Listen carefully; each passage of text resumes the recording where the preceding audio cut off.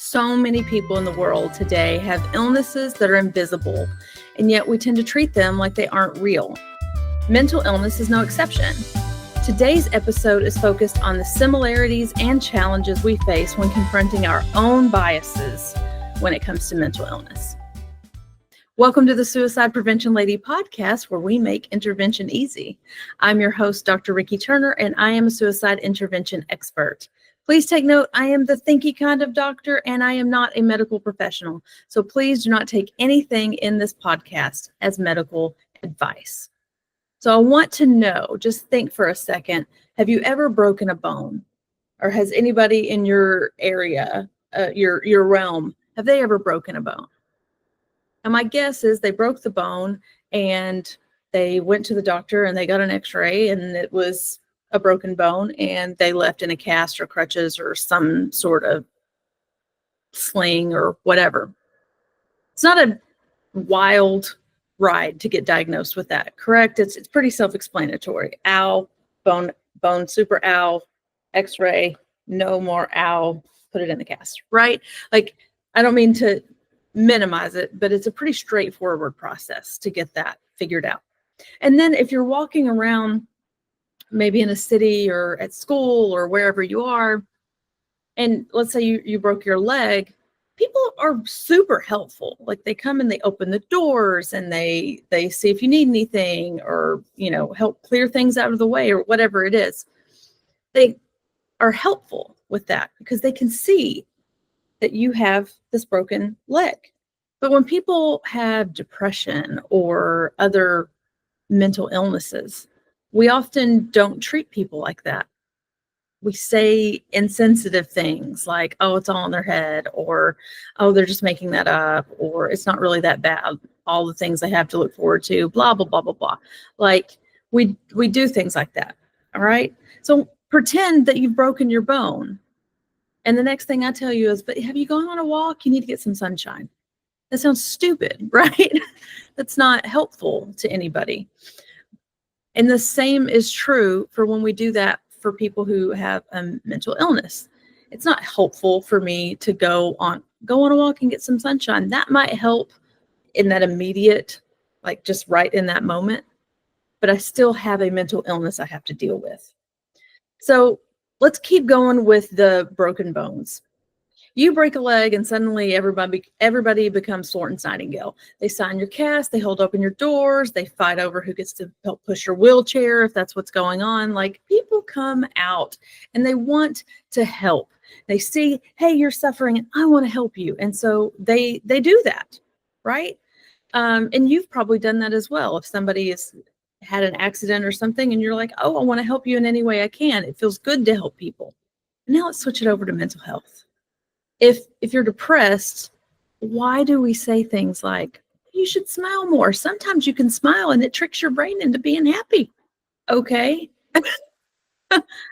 Sometimes it's really hard to smile. Sometimes it's really hard to go on that walk. Sometimes it's really hard to do those things. And it's treating it as if it's like this minimal thing. Like, okay, well, the solution is easily just you need to smile more, obviously. And when you talk to people like that, it's like they feel dumb. It's like it makes them feel dumb. Like they hadn't thought about all of those different ways, that things that used to make them happy that don't. Guess what? That's a symptom of depression. But we don't treat it that way. We still say these things. So let's say somebody is having an anxiety attack. If we go up to them and we're like, okay, but you just need to think on the positive side. Thanks for the tip. That's not helpful. I can't get air in my lungs right now because I am panicking and in a doom spiral. So that's not really helpful. It would be like telling somebody with diabetes, well, have you tried not having diabetes? Have you tried making more insulin? Is that, no? It's the same thing. It's not, it's an inane thing to say to another human being who's going through suffering. If you wouldn't tell somebody that they need to just think positively, or that they need to just make more insulin, or, okay, well then just mend your bone. Like, why are you being dramatic? We don't need to go to the hospital. If you wouldn't do that for that scenario, why are we doing it to our depressed friends? Why are we doing it to people having a panic attack? right? Just think happy thoughts. I can think of nothing else right now except for if you've ever had a panic attack, there's not a lot of thinking going on. Actually, it's just immediate overwhelm and everything just happens at once. Now, just to hit you with some actual evidence here, studies show that 1 in 5 adults in the US experience mental illness every year, but only 56% of them, no, let me rephrase that, yet 56% of them never seek help. And a lot of times it's because of that fear of judgment or fear of stigma. Because in our brains, in this society, for some reason, we can have skin issues. There are so many diseases with your skin that can go wrong, from cancer to eczema to vitiligo to I have alopecia. There's all kinds of things that can go wrong with the skin, right? You can get moles and you get warts and you can get all kinds of things, right?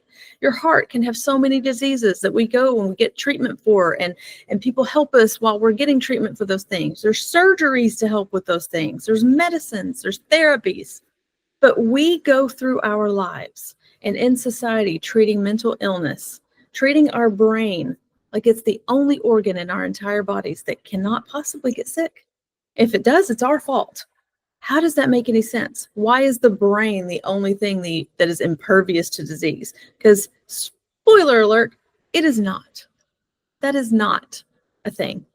There are many different mental illnesses that stem from the brain. Now, you can get into this and be like, well, it can actually be hormonal as well and situational. And all of those things are true, but they are all things that physically affect the body. And that may be depression or anxiety attacks or borderline personality disorder or bipolar disorder or schizophrenia. There's so many, the list is long of the different types of mental illness that we can have, and it makes none of them any less real because they're invisible. So let's talk about the well-meaning but harmful advice that is said to people. Because, and I am right here with you. If you're listening to this going, oh crap, she's about to say something that I have absolutely said in the past. Same girl, same. Okay. I have also said some of these things, maybe not to people, although I probably have said it to people in the past, but I've definitely said stuff like this behind people's backs, which is equally harmful. Okay. All right. So let's talk about it's all in your head. Okay. That's like telling somebody that their broken leg is, well, that's just all in your leg. So I need you to get over that. What? Makes no sense. Diabetes, all in the pancreas. Thank you. Now I can skip med school. Of course it is, right? So saying to somebody who is depressed, it's all in your head. I mean, okay, sky's blue, grass is green. I have brown hair. Can we get to something actually helpful? Okay. So let's just erase that one from our vocabulary. We don't even say that one anymore because I can't think of any good reason to say that to somebody. It's all in your head. Well, okay, let's imagine that something really is all in my head. And what I mean is by the actual meaning of that. It's all in my head. I'm making something up. This is not the reality that I live in. Okay, but it is still the reality I am living in because I think these things to be true. Now, we often figure this out, right?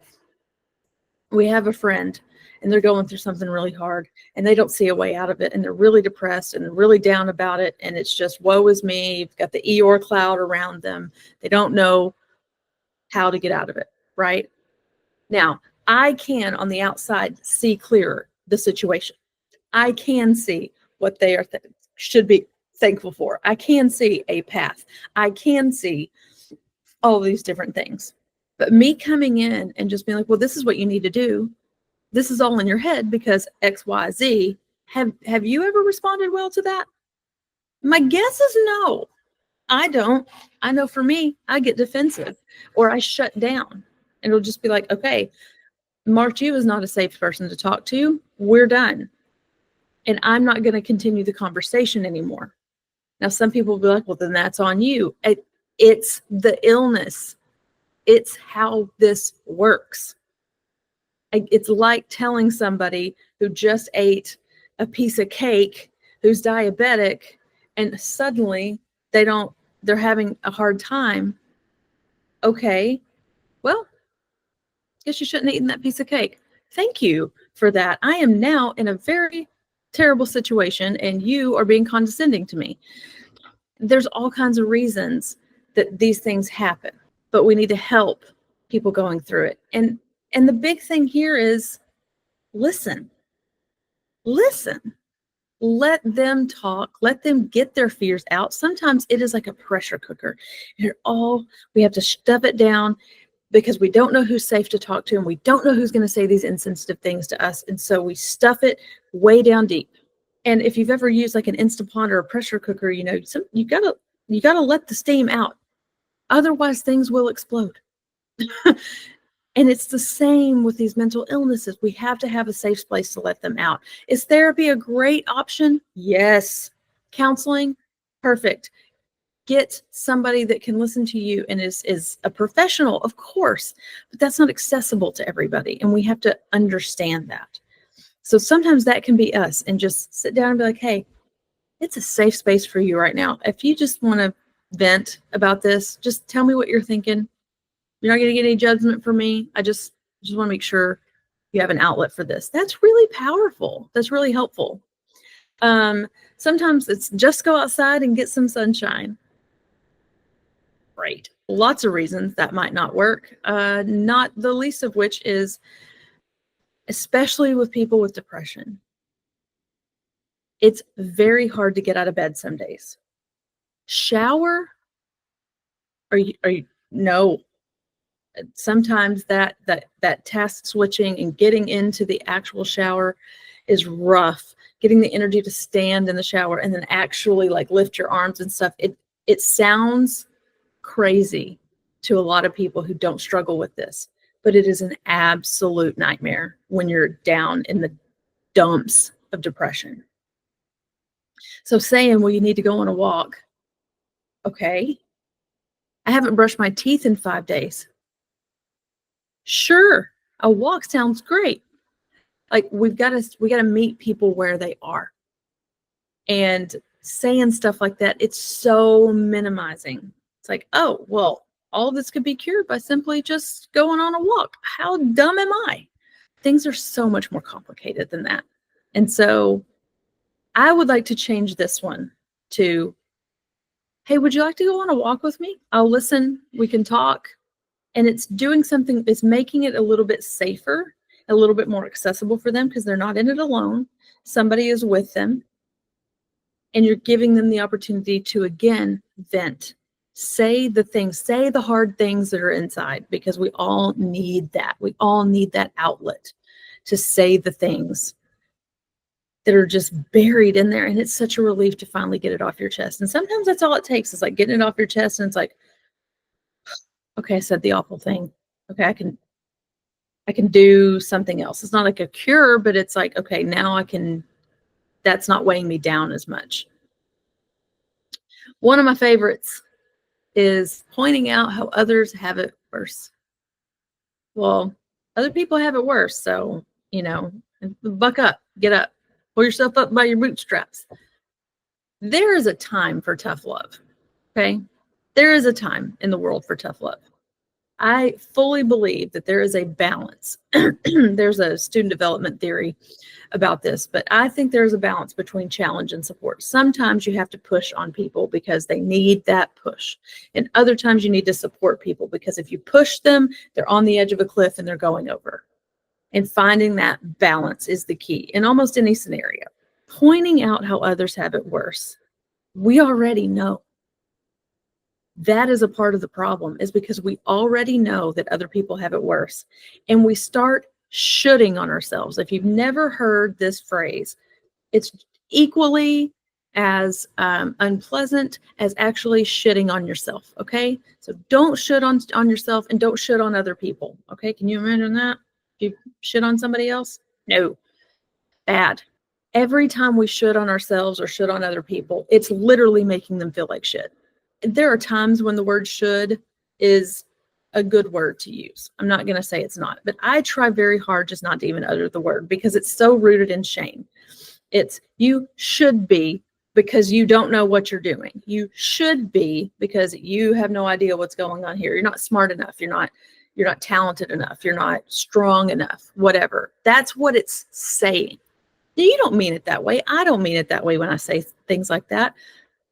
But that is the impact. And it's not about the intent, it's about the impact. What is the impact of your words?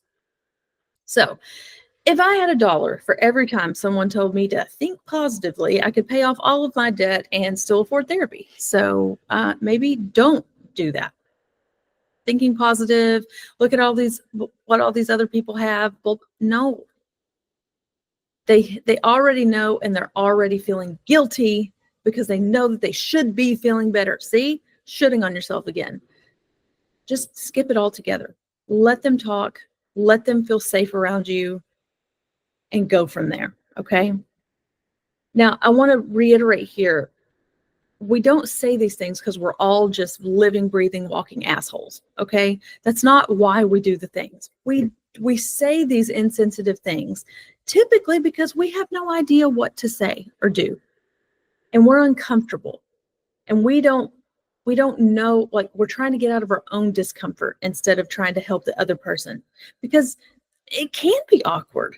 It can be really awkward to talk to somebody about mental health and what's going on in their brains, and not understanding, especially if you don't struggle with these things. It's really hard to empathize because you've never been there.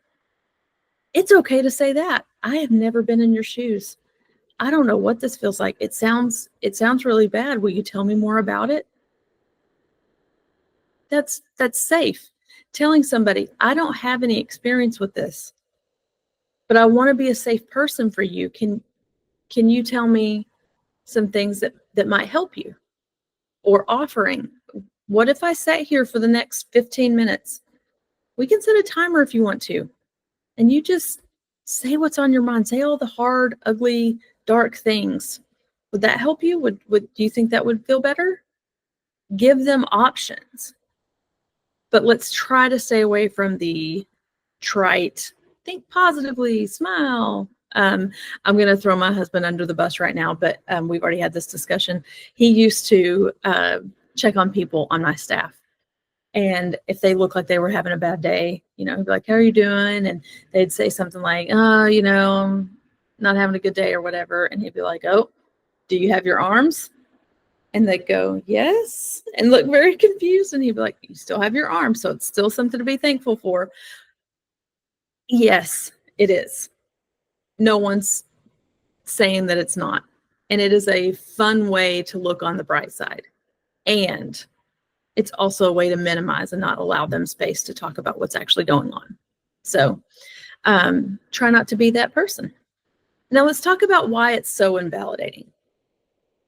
And I talked a little bit about this just a second ago, but when we give these trite responses where it's just like this, this one-liner and all of a sudden it's going to fix everything, it makes the other person feel ashamed or dismissed or sometimes stupid. It makes them feel stupid, like, oh, well, if I just did that, okay. I can't tell you how many times I am a pissy person. I'm not necessarily depressed. I don't necessarily struggle with depression, but I get overstimulated very easily and I get very irritable, right? And one of the favorite things that people used to tell me is, then just tune it out. Well, just tune it out. Oh my God. Well, fixed. I'm all good now. I'll just tune it out. How did I not think of that? I can't just tune it out. That's not what my special brand of mental illness, it's not tune outable, because I get so overwhelmed and I feel it. I can tell you where I feel it in my body when I get like this. And there's no amount of just tune it out that's going to work for me, because the more I try to tune it out, the more I am focused on it. And I'll try to distract myself, but there's a part of my brain that's like, yeah, but is it still there? Better listen. Yep, still there. Just doesn't work for me. So I have to find other ways to make that happen. And when people tell me that, it just adds to the overwhelm. Like, I'm already overwhelmed. There's noises going on. Somebody's mouth breathing or smacking or doing something. The thing that I'm talking about right now is misophonia. It's where sounds make you irrationally angry. And I have it bad. So I sometimes have to get up and leave the room. I sometimes have to put in an earplug. I have to do things to eliminate the stimulus. And when people are just like, well, just tune it out. Okay, you're not helpful. That is not helpful to me. And put it this way. If you're at a pool and you see someone drowning, now let's go with the stereotypical what we think of when drowning, flailing about, oh my God, I'm about to go down, whatever. Okay. Are you going to go swim up next to them and be like, hey, you should swim? Try swimming. It'll make this whole process a lot better if you just swim. No, that's not how that goes. Lifeguards are not there to go out into the ocean and then teach people to swim. They're there to save people who don't know how to swim or have gotten themselves in a pickle where their swimming abilities are outmatched. That's what we're talking about. Saying those things is so invalidating. I mean, can you imagine you're out drowning in the ocean and the lifeguard comes up to you and is like, okay, so swim. Try swimming. Oh my God, they would be so fired. And you might not make it. And that's what we're talking about with mental illness. That's the severity of doing these things with people with mental illness. We've got to stop. It's not about our comfort. When we're helping that friend who has a broken bone or whatever, it is an inconvenience to us, whether we are ready to admit it or not. Bringing them food or helping, it is taking us out of our comfort zone and putting us somewhere else. Now, the reason we don't have as much of an issue with it is because we can physically see, here's the problem. They actually need this help. We're going to go do this. And it's not an emotional toll on me. It's just like, I just need to do this one thing to help them out. But it can be an emotional toll on you if you do these other things. And so I want to be aware of that and say it's worth it a lot of time to just sit in the uncomfortable and be there and have a human, vulnerable experience with another person. Those dismissive behaviors too, when we say those things, we do these, we say the well-meaning but insensitive things to people, it also contributes to the stigma because they're not allowed to be their true authentic self in that moment. And it keeps them from seeking help. And I know we don't think about that when we're saying things. We're just trying to get out of the situation and we don't know what is to say or what to do to help. So we say the first thing that comes to our minds, and it's fair. That's a human example. But the National Alliance on Mental Health, NAMI, they say only 44% of adults with mental health conditions receive treatment. So that's 66% of adults out there with mental illnesses not getting any treatment at all. And they're just walking and living and breathing among us without any support. What if that statistic was true with people with broken bones? We've got 56% of Americans out there with broken bones not getting treatment. What? We have 56% of Americans out there with diabetes not getting treatment, not getting support. That would be headlining news, right? Okay, so let's talk about what not to say. We've gone over a lot of these, but here's a few more because the options are endless. You're being dramatic. Nope, don't say that. Have you tried yoga? Listen, I love yoga. I think yoga's great. It makes me feel good. And if I, as a mentally healthy person, feel myself slipping, sometimes yoga does help. Okay. It does not cure depression. So let's not say things like that. Snap out of it. Just snap out of it. Okay, let me find my snap button. I don't know where that switch is. Just dismissive phrases where it seems like you say the thing and they could just, okay, I'm done now, and make the choice. Let's not say those to people. Okay. I mean, listen, yoga's great, not knocking it, but it's not a cure for bipolar disorder. So if it was, a lot of us would be downward dog and cured by now. Okay.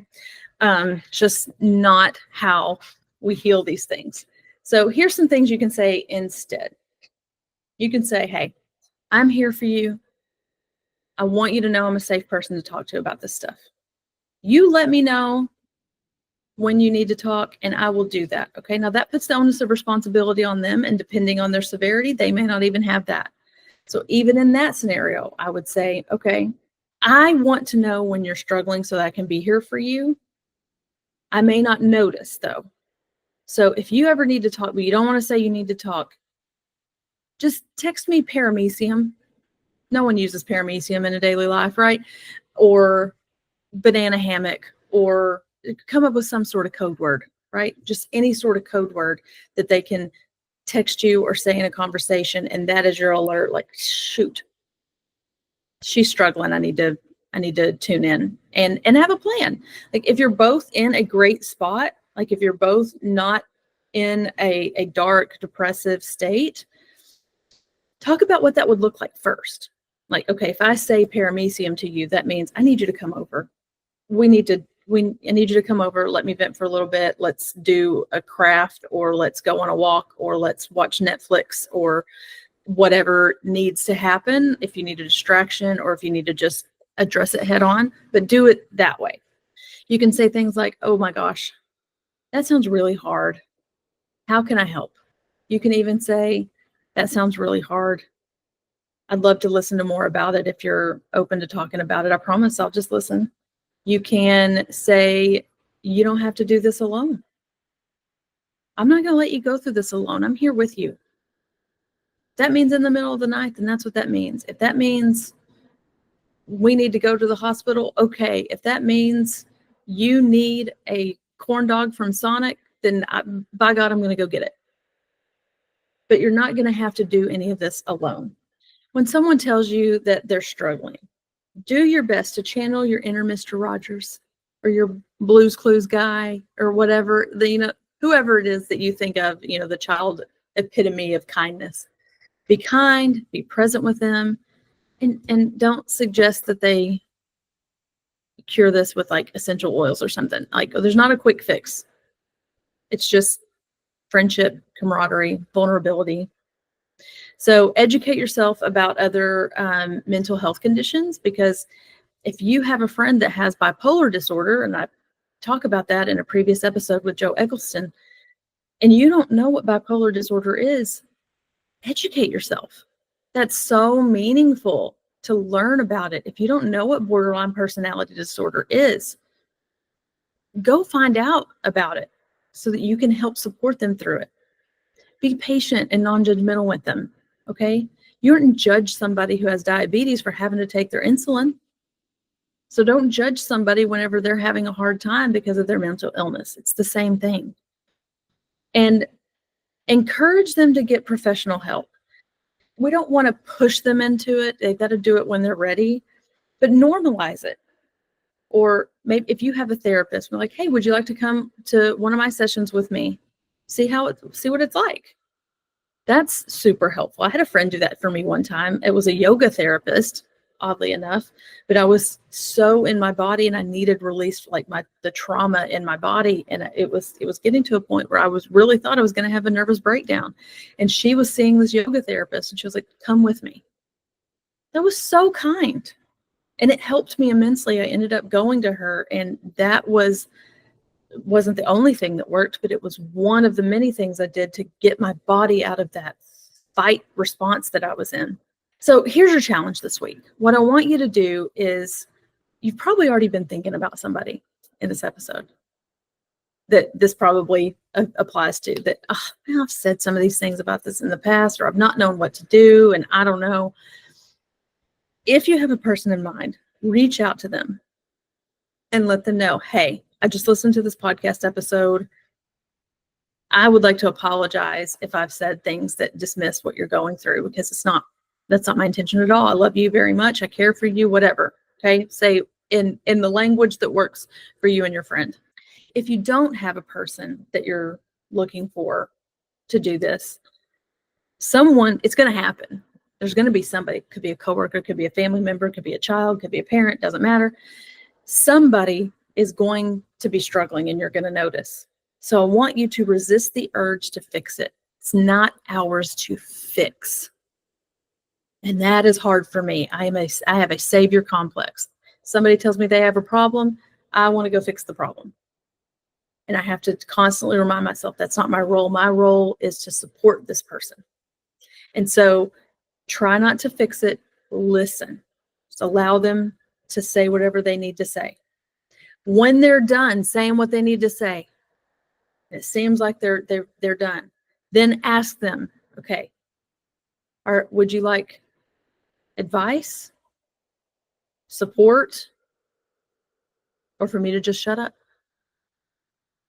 Give them the options. Sometimes people get all that out and they're like, yes, I actually am looking for advice. Others are like, I just needed to get it out. Thank you for letting me say that without judgment. You'd be amazed how powerful that can be. And we so overlook this in our society. We just let them talk, let you be a safe space. And suddenly people are able to take a sigh of relief and be like, okay, I think I can do this another day. Now, if this episode made you laugh or think or cringe, I don't know, share it with a friend, okay? Let's start by changing the way we talk about mental health. Don't forget to subscribe and leave a review. It helps me tremendously. It helps me in the ratings with the podcast. It helps other people find it. And we just want to spread this message and make it easier. Next week's episode, it's going to be the last episode of the season. I know. I am booking for next season to start getting interviews and topics. So please leave a comment, email me, whatever. If you have somebody specific in mind you would like me to interview, if you have an idea on a topic I should talk about, I want to go ahead and get that planned. But next week is going to be the last episode, and I'm going to talk about tips going into the holidays, because the holidays can be very hard for us mental health wise, and they can be hard for us and they can be hard for other people. And I want you to be able to support those that you love as well. So join us next week where we continue to intervene with ease.